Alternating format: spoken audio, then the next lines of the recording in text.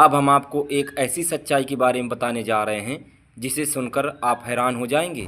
क्या बात कर रहे हैं? तो सबसे पहले बात करते हैं ट्रेंड के बारे में। मैं नहीं मानता। चाहे वह सामाजिक ट्रेंड हो या सोशल मीडिया वीडियो का या फिर इंस्टाग्राम रील का, यह ट्रेंड हमारी समाज और मोबाइल पर समय समय पर देखने को मिलते रहते हैं। और उस ट्रेंड को देखकर कुछ लोग अपने जीवन में कॉपी भी करते हैं, जिसे देखकर कुछ लोग तो आबाद हो जाते हैं और कुछ लोगों की जिंदगियां बर्बाद हो जाती हैं और कुछ लोगों का तो जीवन ही खत्म हो जाता है। क्या बात कर रहे हैं?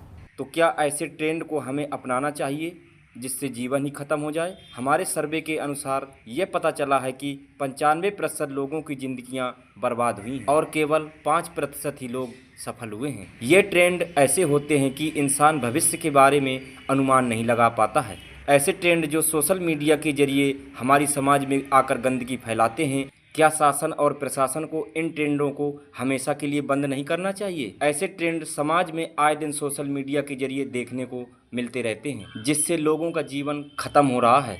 कुछ महीनों पहले एक ट्रेंड सोशल मीडिया के जरिए समाज में आया था कि शादीशुदा महिलाएं अपने पति और बच्चों को छोड़कर प्रेमी के साथ ही भाग जा रही हैं। ये सभी तस्वीरें उन महिलाओं की हैं जो अपने पति और बच्चों को छोड़कर प्रेमी के साथ चली गई हैं। आखिरकार वह कितनी निर्दयी महिलाएं होंगी जो अपनी कोख से जन्म देने के बाद अपनी हवस मिटाने के लिए इन मासूम बच्चों को छोड़कर चली गई हैं। मज़े की बात तो यह है कि इनके खिलाफ कानून और संवैधानिक पद पर बैठे लोग कुछ नहीं करते हैं और बदले में अपने पति के ही ऊपर उत्पीड़न और शराब जैसी कहानी बनाकर उसे सलाखों के पीछे भेज दिया जाता है और कानून इन महिलाओं का भरपूर सहयोग भी करता है। अब सोचने वाली बात यह है कि यदि कोई पुरुष किसी महिला को लेकर जाता है तो उसकी पत्नी को क्या जेल में डाला जा सकता है?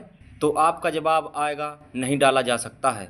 तो फिर समझने वाली बात यह है कि क्या कानून सबके लिए बराबर है? इस देश में कानून सबके लिए बराबर नहीं है। अमीरों के लिए अलग कानून है और गरीब लोगों के लिए अलग कानून है। ऐसे ही महिलाओं के लिए अलग कानून है और पुरुषों के लिए अलग कानून है। हमको मारो, हमको जिंदा मत छोड़ो सालो। आप सोचकर खुद देखिए, यदि आपको कोई एक लड़की थप्पड़ मारती है तो उसे कुछ नहीं होगा।